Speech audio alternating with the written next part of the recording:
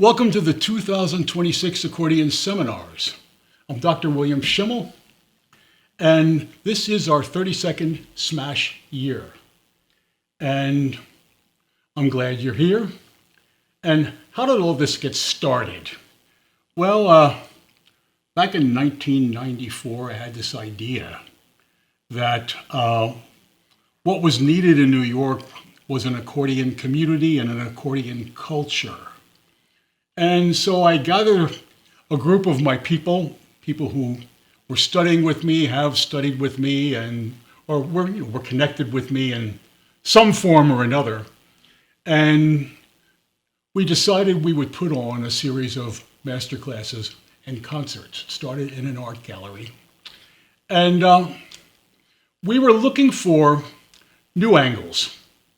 We weren't necessarily looking for last year's contest virtuoso, although we had nothing against them. As a matter of fact, we had a few of them.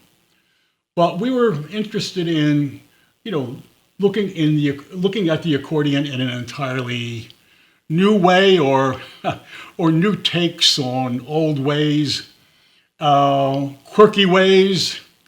So we even had some cross artists who were into other disciplines like the visual arts and other instruments crossing over. And we found out that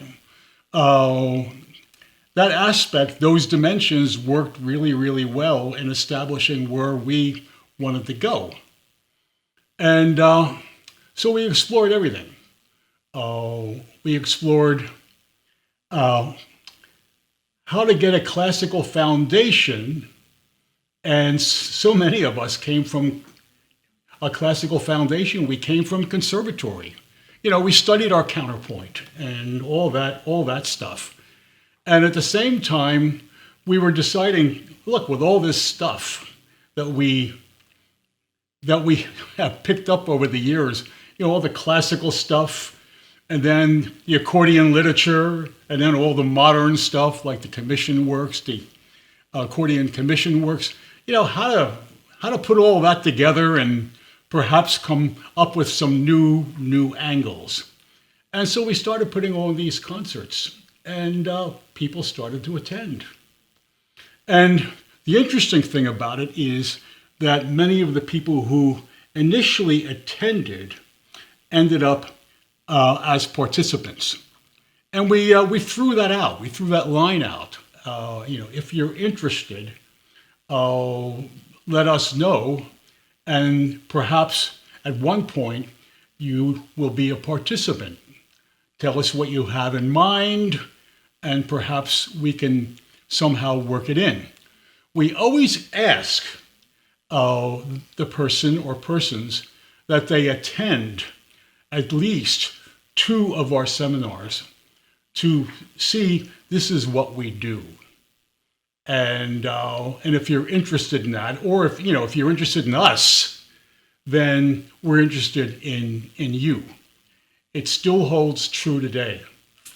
So welcome to our weekend of master classes and concerts. I'm Dr. William Schimmel.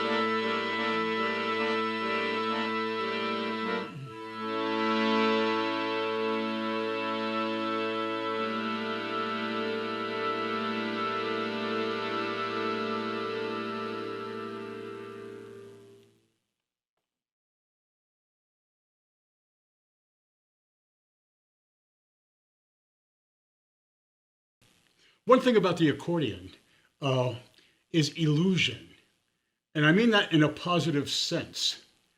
In this particular piece, Pier Italiano, which is a reality combining the first movement of the Peer Gynt suite with the Tchaikovsky Capriccio Italiano. And, well, the Grieg is the Peer Gynt suite. And the fusion of the two are held together by a 2-against-3 and a 3-against-2 beat in the bass. Now, the great thing about it, and this is the Stradella 120 bass accordion, well, it has some other souped up qualities in it. I'll go into that later. But what I'm playing on is an 120 basses, and it can be an orchestra in itself. The old cliche, of course, that the right hand plays the melody and the left hand plays the chords. Well, there's a certain amount of truth to that in what I'm doing. For instance,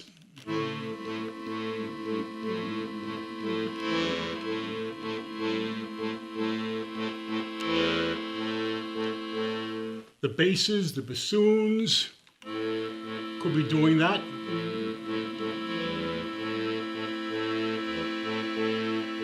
And the horns could be doing this.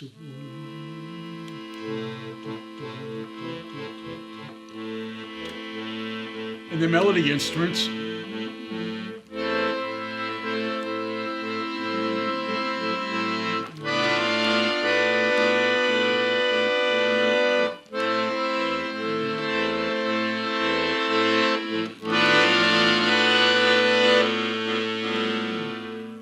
And you have a built-in orchestra or an accordion with an orchestral dimension. And here is, as I said before, where illusion is really a positive thing. And they say the accordion is an orchestra in itself or a melody box, and I've said that. I said the accordion is a melody box. The accordion is a texture box, an orchestral box. And all of these things are true if you approach them that way.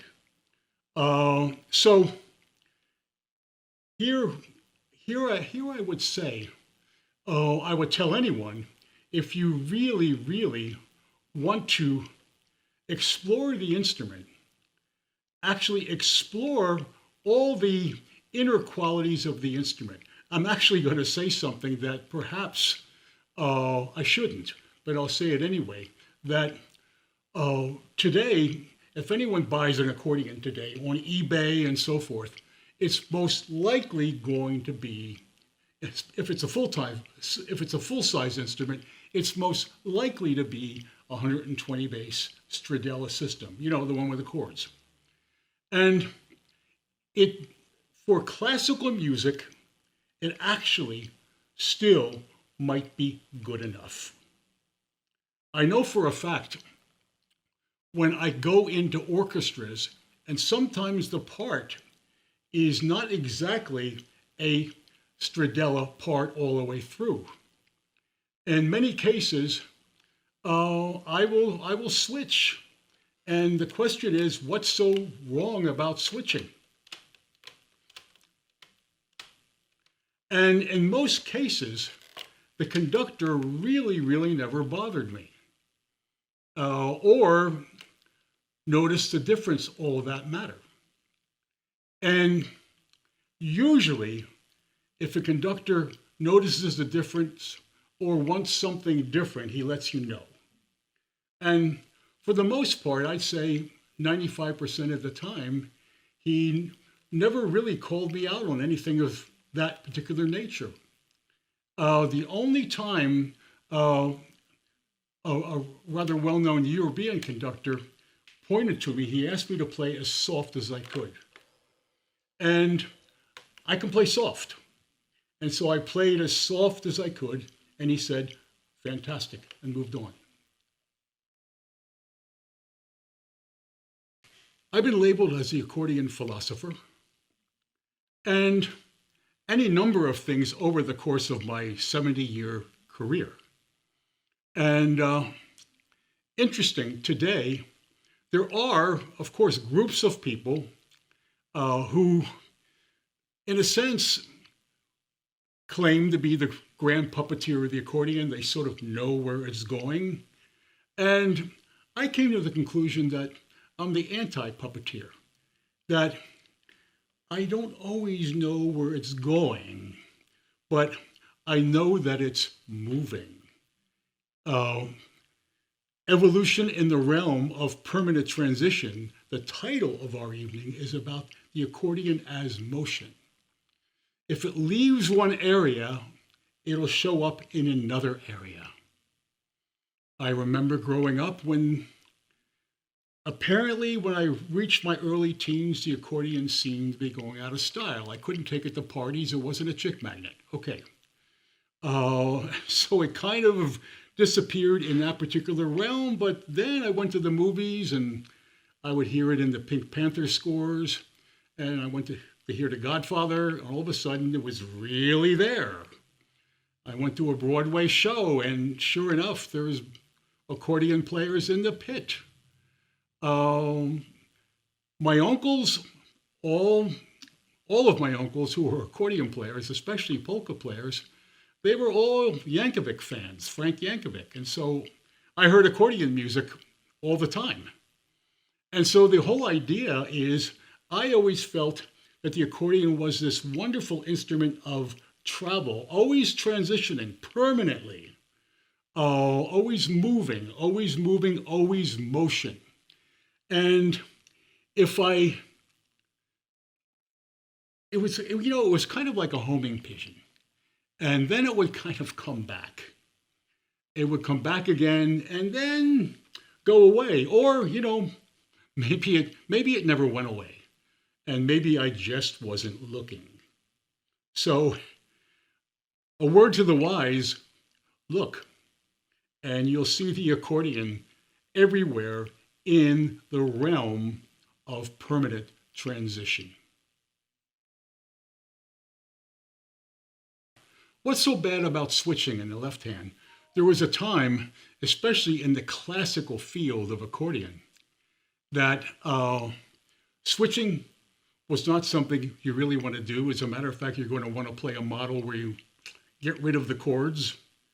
And back in 1970, I wrote a paper called The Potential of the Standard Accordion in Contemporary Music. And it's published in my book, Learning from Lawrence Welk, a series of papers.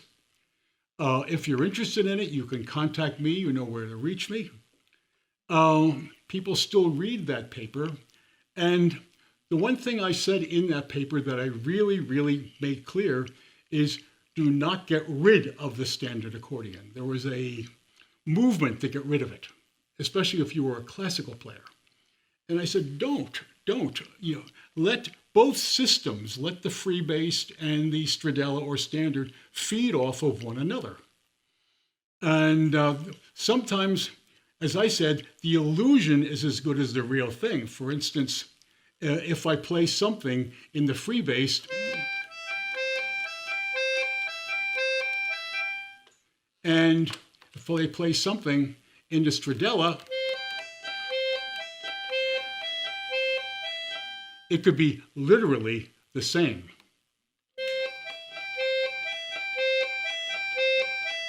And if I'm playing Mozart,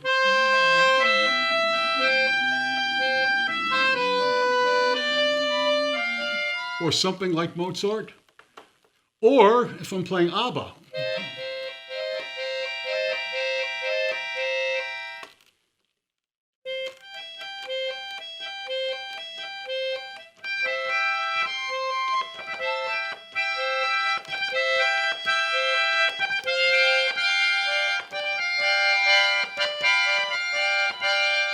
from Mozart to ABBA. And of course, the wonderful chords that you can play.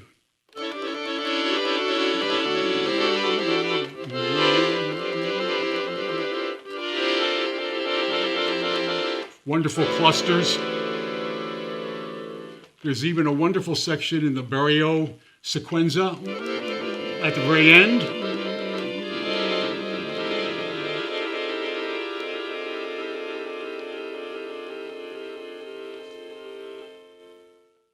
So, what's so bad about switching? I don't have a problem with it. Hope you don't. Mary Knapp has been with us for quite some time. She came as a singer. As a matter of fact, Bob McMahon brought her. And what happened is afterwards, she got hooked on the accordion and took it up. And now it's her main instrument. And she is involved in a project right now. And it's a project based upon the life of Yvette Horner, the great musette accordion player and a kitsch artist. And Mary is going to talk about it in a number of stages throughout the seminars, a number of clips. So here's the first clip of Mary Knapp telling us about her project.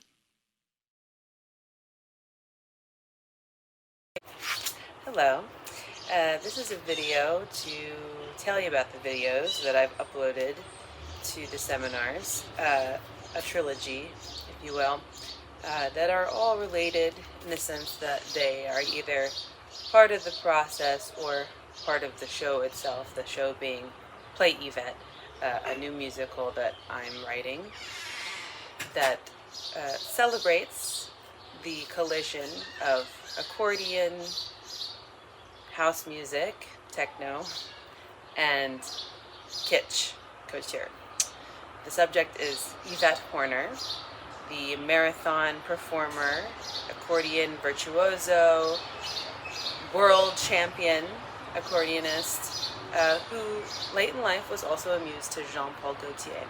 Now, I've been working on this piece for about 2 years now, and I took a trip in April to start working on the movement aspects, movement and storytelling, because this is going to be a very dance-centric piece.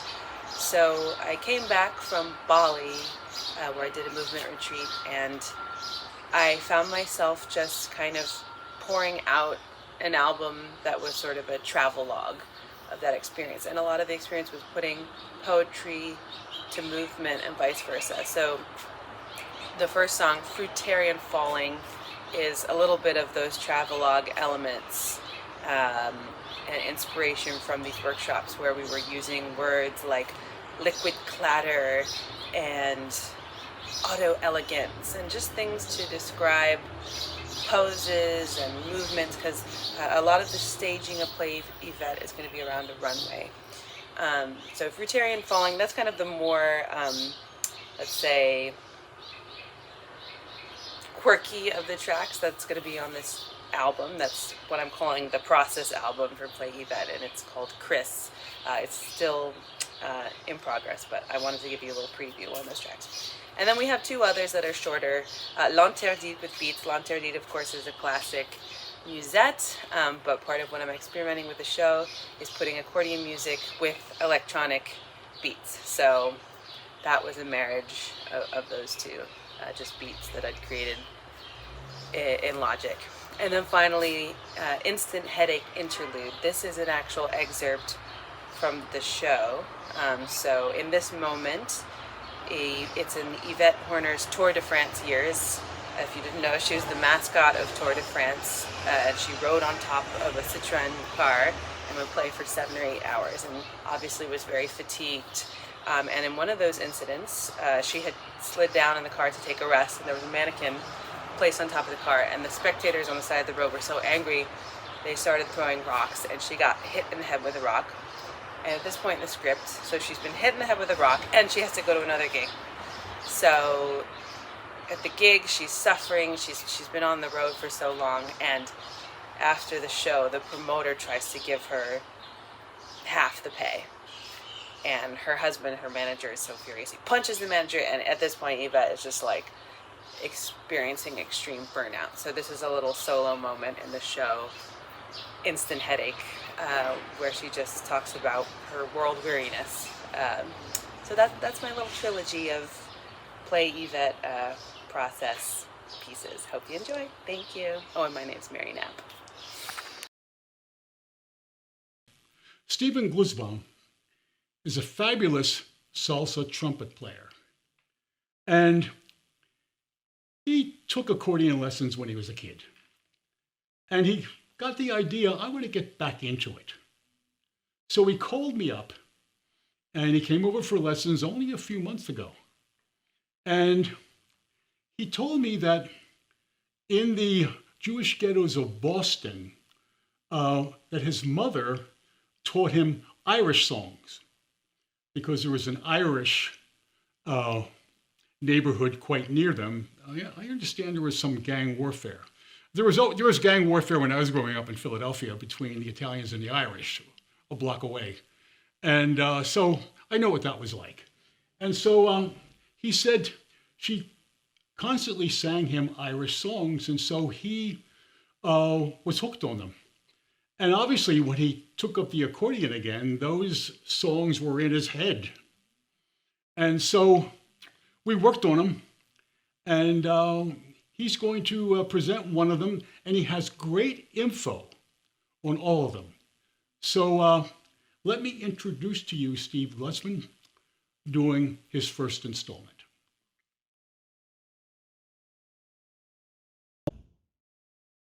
Believe Me If All Those Endearing Young Charms is a poem by Irish poet Thomas Moore from 1808 and set to the music of a British air from 1662 called My Lodging is on the Cold Ground.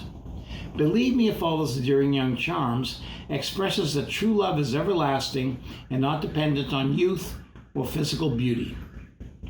It reassures the beloved that even if beauty fades, the dear ruin, the speaker's love will remain steadfast. Moore is said to have written this to his wife, Elizabeth Dyke, who was distraught after becoming disfigured by smallpox.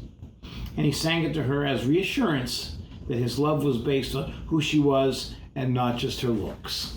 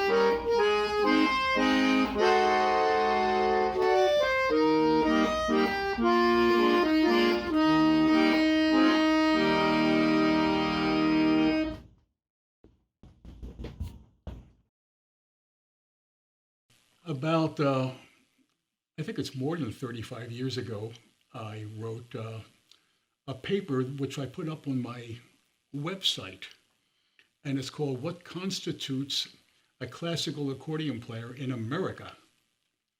And, are they different than classical accordion players elsewhere? And, well, I know for a fact that back then they were. Maybe it's becoming more universal, but nonetheless, I still want to focus in on that, is that one of the things that, for instance, in our country, look, I was classically trained at Juilliard. I went to an accordion conservatory before Juilliard and got a diploma in accordion, and I got a diploma in accordion and composition. Then I went to Juilliard and I got a bachelor's, master's, and doctorate in composition. And what happened there is when I went to Juilliard and was studying, of course, all the stuff that you study there, I would go home to Philadelphia then. I I was from Philadelphia, and I would play wedding gigs, Polish gigs, Italian gigs, and then go back and study, what you study at Juilliard. And eventually the word got out. And I didn't walk into Juilliard playing an accordion. I didn't have it strapped on me, and I kept it at bay. And so sure enough, one of the conducting majors says, I hear you play the accordion. I'm conducting the Hindemith Kammermusik. Would you like to join us? And sure enough, I'm playing chamber music at Juilliard. And all of a sudden, I'm a concert accordion player at Juilliard. And then word got out. One of my teachers, Luciano Berio, he was doing an album of Kurt Weill songs with his ex-wife, Kathy Berberian. So sure enough, I get a call from him saying, would you be interested in doing the recording of those Kurt Weill songs? And I said, you bet I am. And so sure enough, we recorded them. And the album, of course, came out 30 years later, but nonetheless, you can get it. But the interesting thing about it is that particular gig was my first union gig. I had to join the union to play that particular gig. So it wasn't me joining the union to play society gigs or something of that nature. It was to play for Berio. And so I found that really, really interesting in my particular career. So the whole idea of where the accordion fluctuates is, on one level, I was doing club dates in Philadelphia, and then I came back up to New York and I was playing Berio. And I always whispered in his ear to do a sequenza. Then he took off, and I didn't see him for many, many years, and the sequenza, of course, did come out, and I have played it many, many times. So what constitutes a classical accordion player in America? Well, another dimension. One of the things I particularly loved about being a New York freelancer, that I was a missionary, had something wonderful to offer, and a mercenary. I got paid. And so one of the things I particularly loved was looking at my schedule and saying, well, what do I do today? Is it a commercial? Is it chamber music? Is it a jazz club? And the more variety the happier I was. And I just loved getting into the taxis and putting my accordion in the trunk. And all of a sudden, the accordion and me became this sense of movement. And I would go to those places. And I just loved at the end, when I finished the gig, someone would hand me a check. And I would say, that's a really good day. And that, to me, constituted, and I hope I'm using the word, a right word, that turned me on to being a classical accordion player in America. I was classically trained, I was jazz trained, I was rock trained, and all of that has a classical dimension too. There's classic jazz, there's classic rock. So sure enough, that's my story in that particular realm. It's still one of movement, it's still one of permanent transition. Someone criticizes you, don't get your back up. Simply tell them, look them in the eye and say, do it better. The accordion in classical and avant-garde music had developed a cliche of using the air button.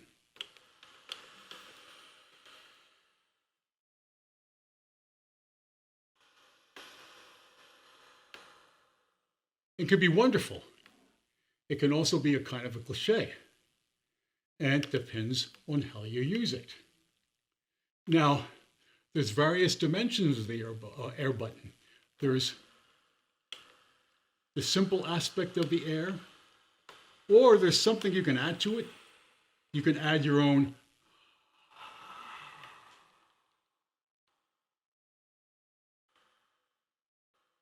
or you can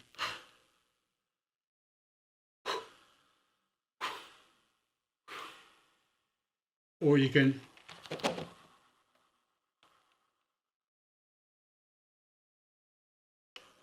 it all depends on how you use it. You can even go I mean, I wouldn't want to encounter that sound on a desert somewhere.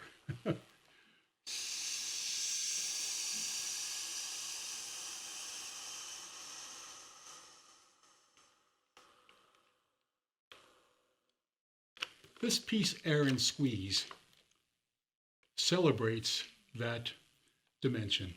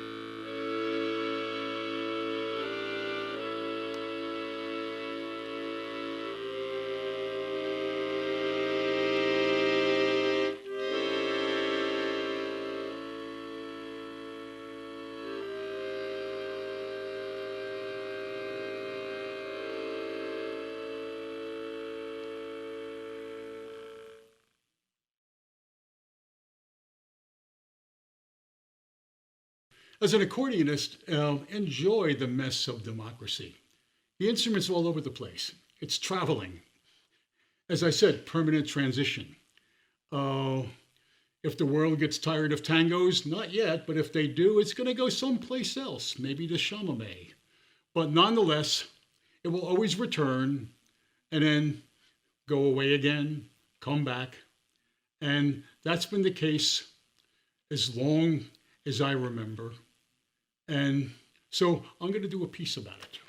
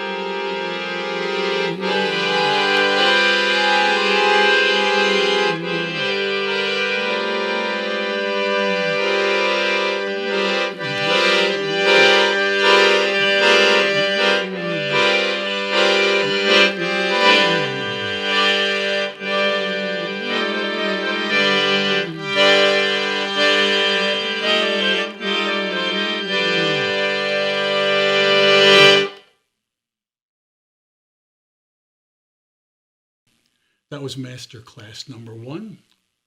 Thank you for tuning in, and join us for concert number 1. This is Dr. William Schimmel.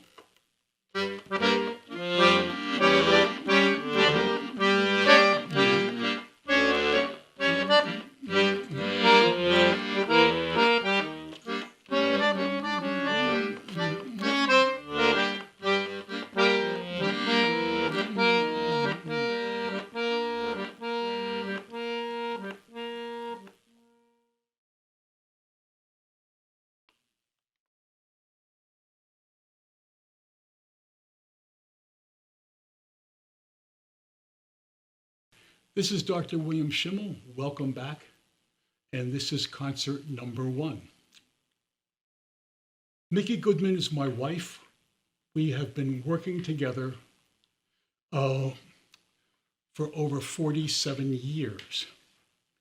We met at Juilliard in 1969, and 13 years passed, and we met up again at La Mama in a project.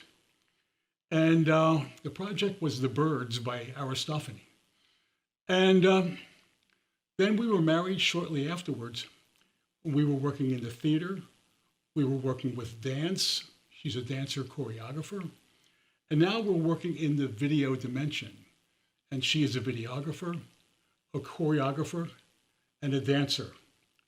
This piece, Spirit Tango, features Micki as a choreographer, as a dancer, and a videographer. And I composed the music for this particular piece. And our editor and engineer was Godfrey Nelson.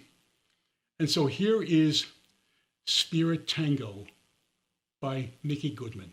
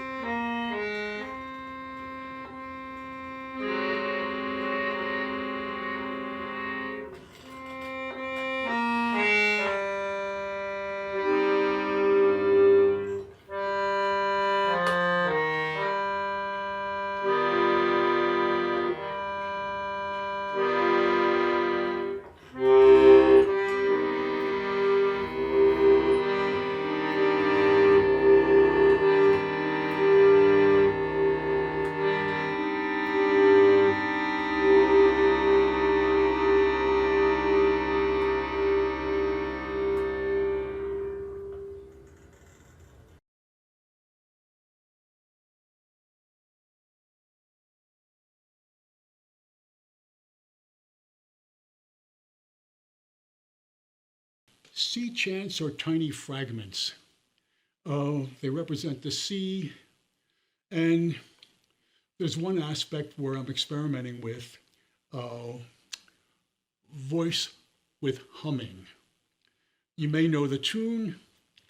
Every year, Percy Grainger, a piece by Percy Grainger gets played on St. Patrick's Day, and it's a piece that he composed and arranged for humming chorus. And that inspired me to do this particular movement. So here is Sea Chants by me.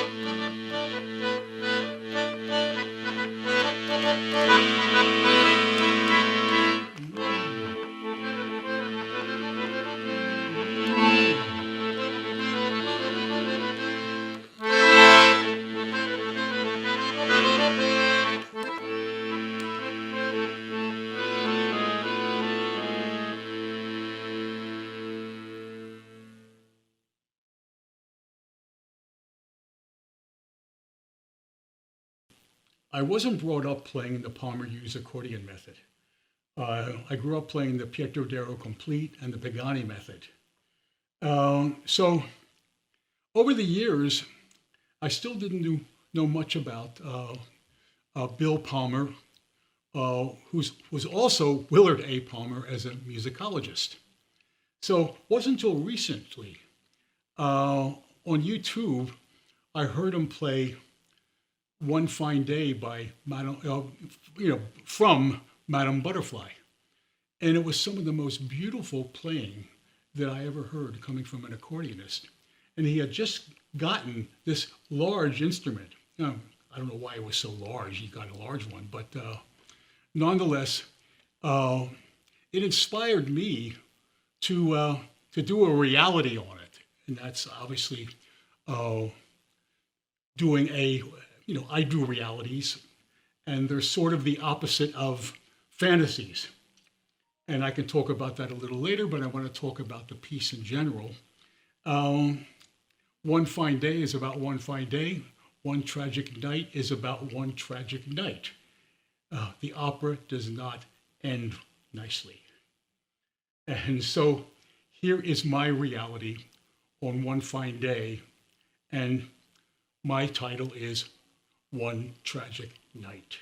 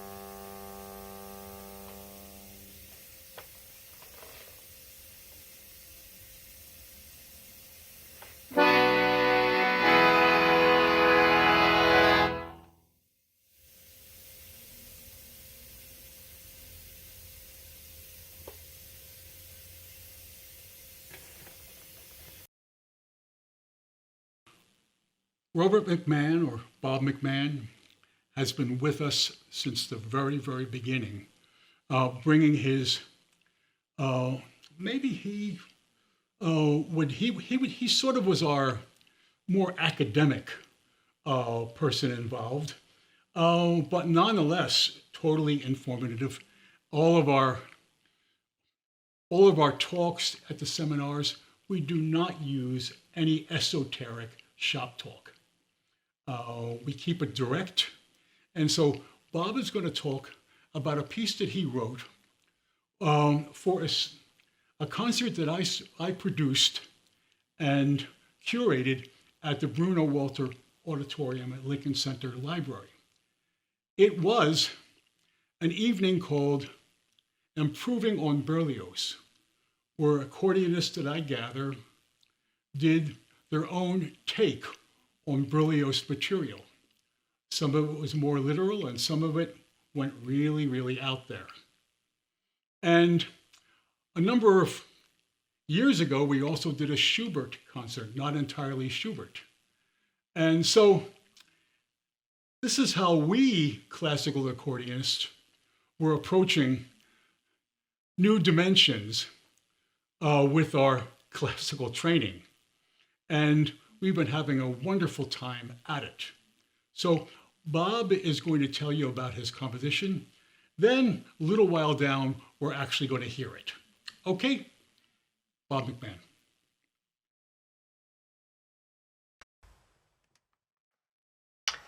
Hello, I'm Bob McMahon, and I'm here to talk a little bit about the piece you're going to hear that I wrote at the bequest of Bill Schimmel for last fall at the public library, the New York Public Library, and of course the wonderful Bruno Walter Auditorium. I decided to base it on Berlioz's Symphonie Fantastique, using his idée fixe melodies in cavalier ways, and sometimes to the point of their not being recognizable, stretching them this way and that, and having some fun. And I decided also for it to be for violin and accordion. The violinist, Emanuel Borowski, a longtime friend and brilliant violinist, consented to go in with me on that. So what you're going to see on this film today is, of course, him and myself performing this piece. I have entitled the piece Idée Fixe Mix because I've taken the Idée Fixe motifs from the first four movements of this five-movement work and have done various things to them, hopefully not too much damaging. And they are in mixed orders as well. So I begin with a long introduction of descending major, minor, or no, all minor chords that is somewhat like the descending theme of the fourth movement, March to the Scaffolds. So a kind of dreary beginning, lengthy introduction, taken up later more cheerfully, kind of, by the violin. This is the beginning of a long exposition, which involves at least three other themes taken from the different idée fixe themes in the movements. And in fact, I have the order right here. The first section is based again on the March to the Scaffold, the fourth movement.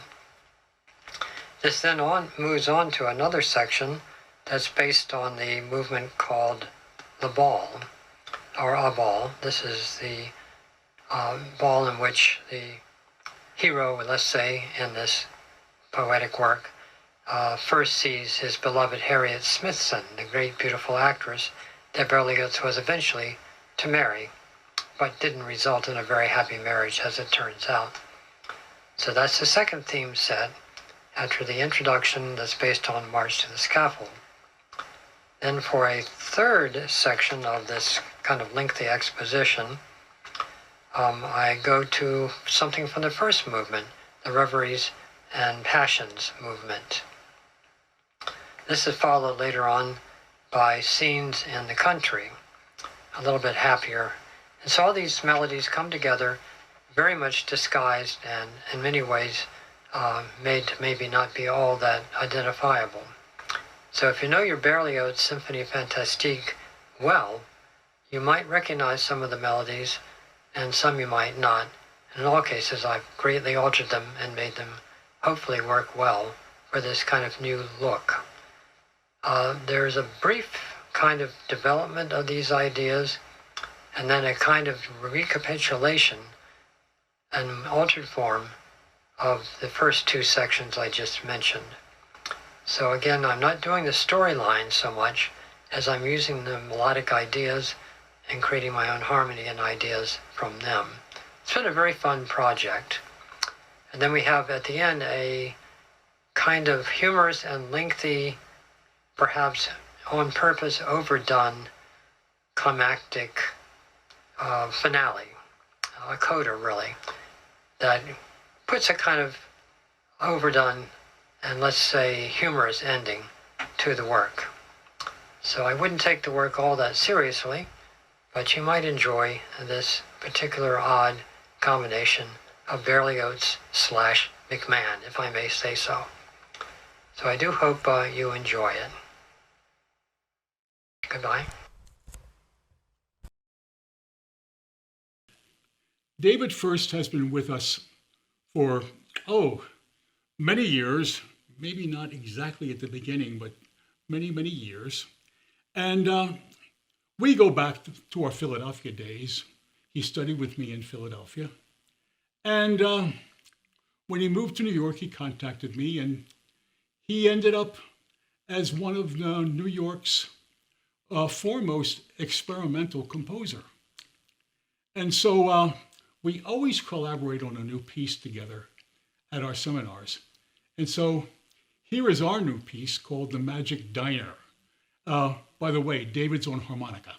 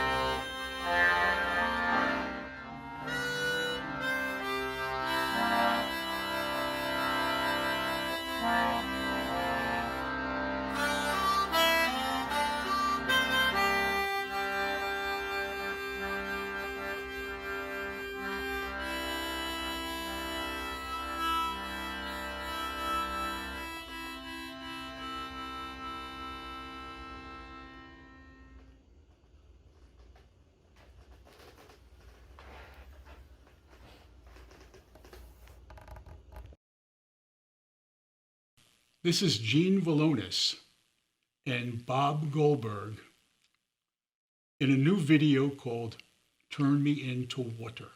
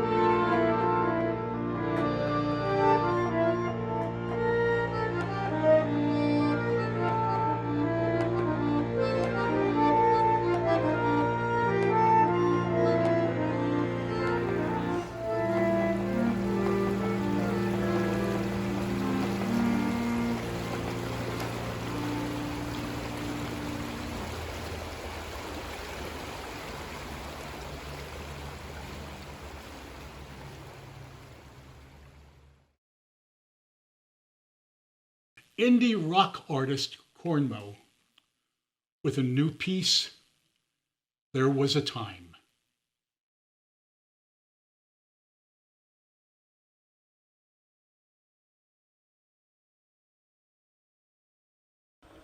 There was a time when joy was always spring. Heart march in the sunshine. I swear I could do anything. I always had a song and always shared a smile. Those days and days when wandering hope was with me all the while. I know there was a time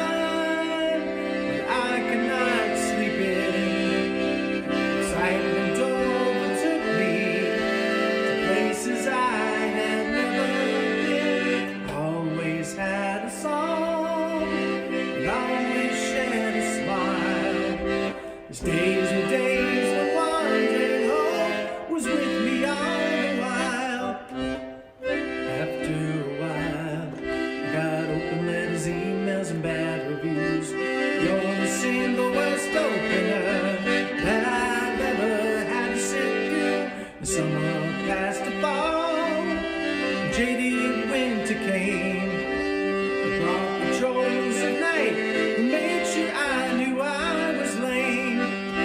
The rapture deep inside deflated over time. I could not take the bars, the sunset on my heart.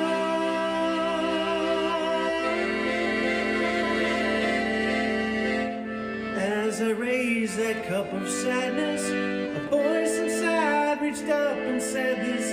I just want to say, I hope you win. Say, I hope you win. The honeysuckles bloomed on aromatic sheen. The sweetness overtook me to places I'd already been. I always have a song and always share a smile. These days are days when wandering hope is with me all the while. These days are days when wandering home is with me all the while.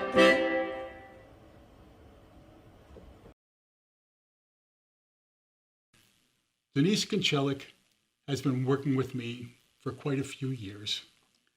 By the way, she's also a terrific flute player as well, and a vocalist. And she wrote a new piece, and it's called I've Never Been to Paris. But if you look closely on the video, you're going to see that she missed a train. Denise Konchelik.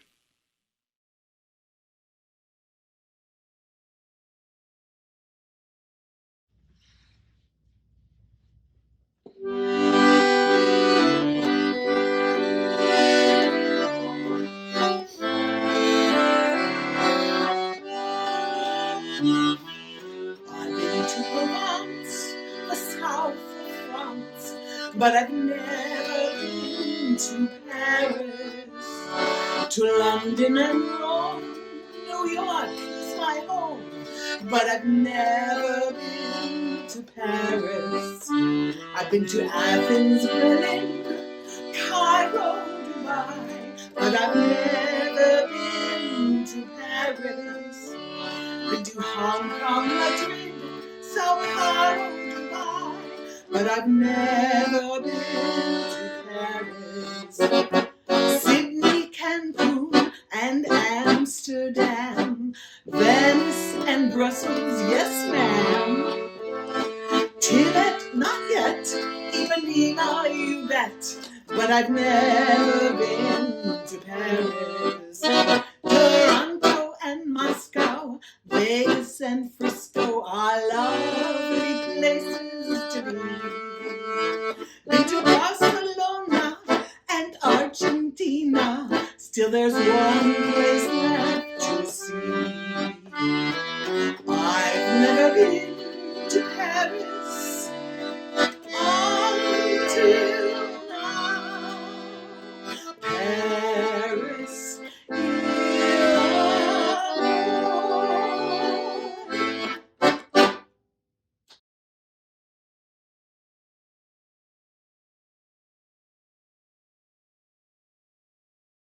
I played the tripping accordionist at the Berlioz concert, Improving on Berlioz. So listen for the Berlioz themes. I think you'll have a good trip.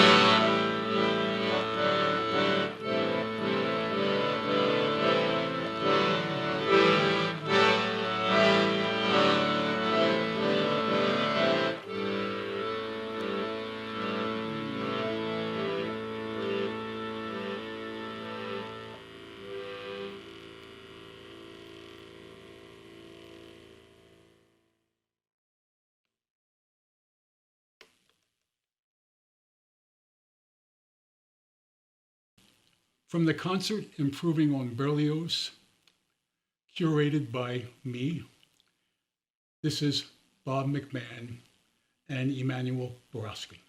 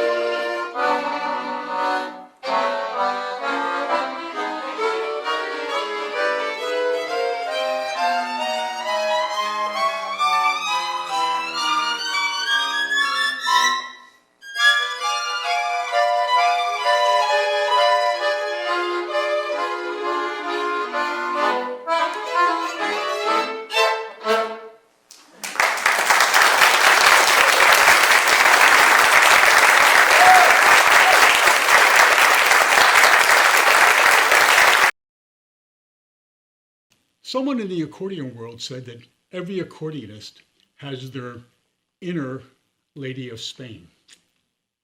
And so I've done many renditions of it, and we all know the famous Dick Contino version. And of course, it's a celebration of kitsch. And that's what's wonderful about it. But I wanted to explore, back in the Renaissance, there would be all kinds of pieces dedicated to a lady. And sometimes, in the case of O Virgine Bella, you didn't know whether he was playing, that he was singing to the Blessed Virgin Mary or some gal he was in love with. And they loved to play with that duality. And so I took myself back to that period and decided to investigate what that feels like and how I can recreate it on the accordion. So just imagine who that lady is.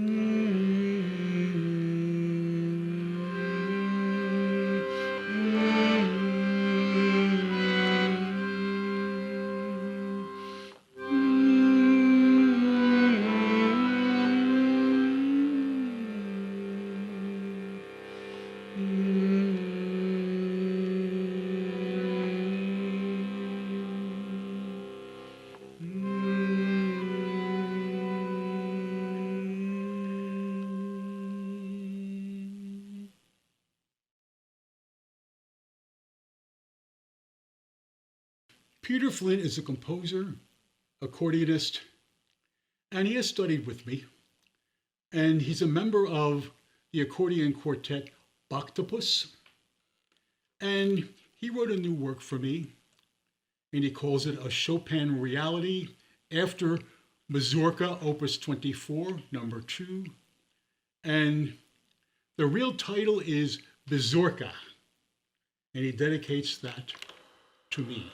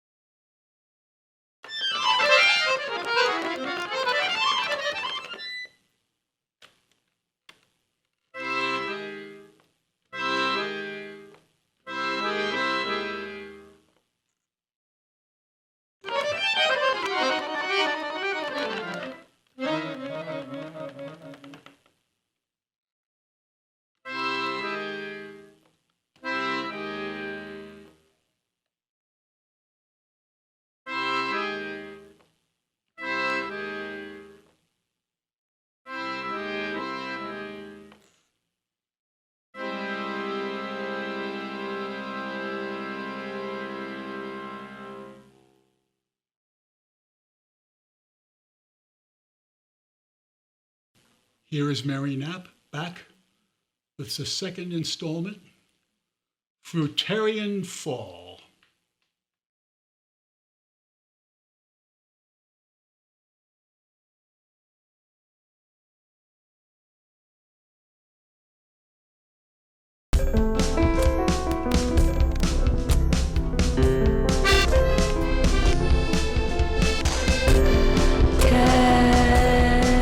Caterpillar view,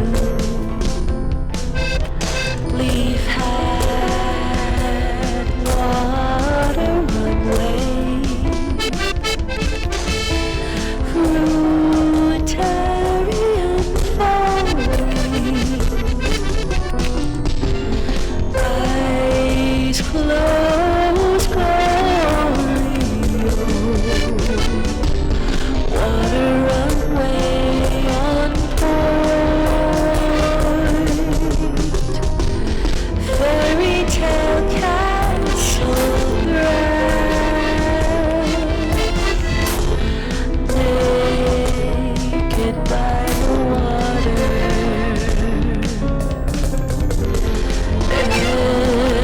energy of people,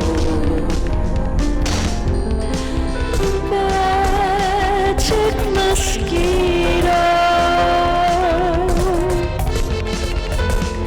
insecta,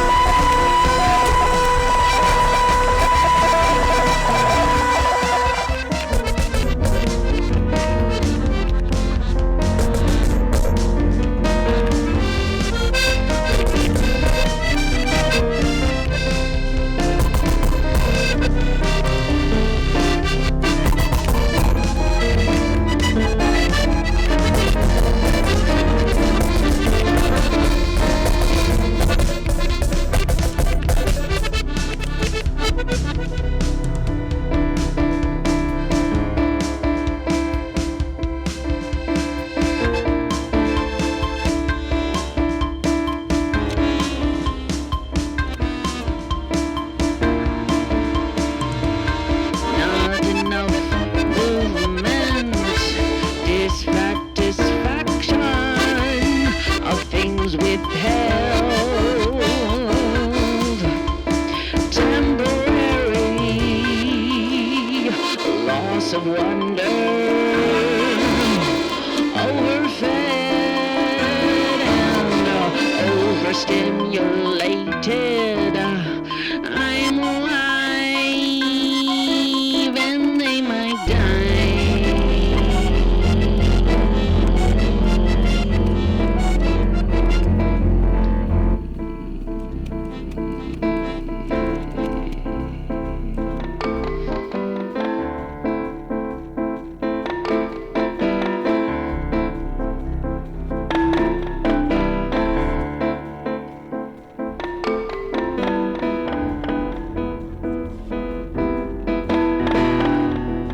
The quick fire, auto elegance, caramel flight, anger release, feathery resistance, finger washing resistance.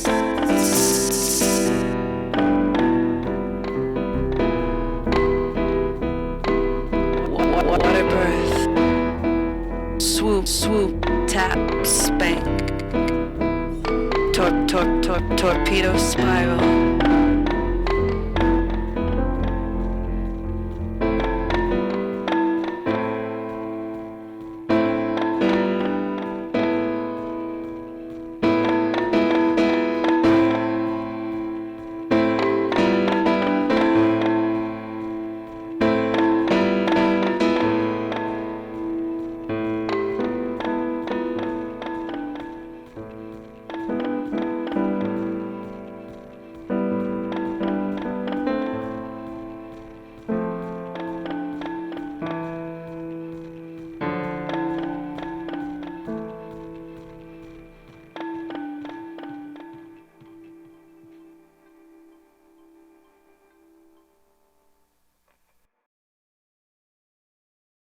Thank you so much for being with us today.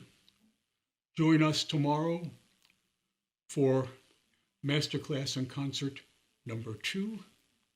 This is Dr. William Schimmel.